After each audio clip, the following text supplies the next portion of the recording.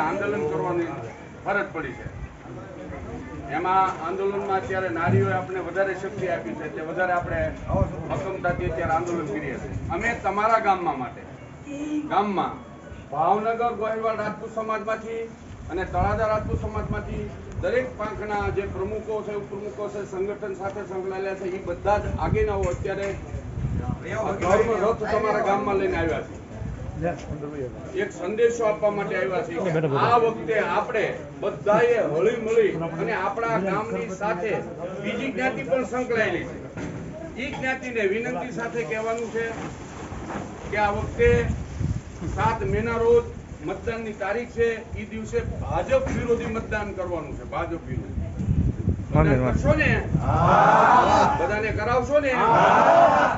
એ સંદેશો આપવા માટે આવ્યા છે તમારી. પછી બીજી વાત કે આ જે આપણે ગામડામાં 4 રથ અત્યારે ફરી રહેલા છે 30 તારીખથી ભાવનગર જિલ્લાના.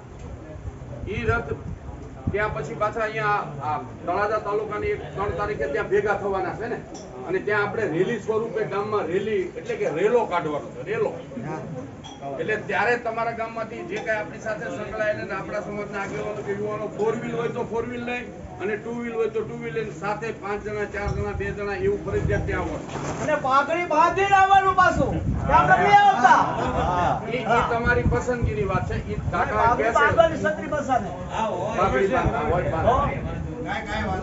બરોબર. અને બીજું વાદ વિવાદમાં ક્યાંય પડવાનું નથી, ખોટા મેસેજમાં પડવાનું નથી, વોટ્સએપમાં બહુ ઊંડું જવાનું નથી.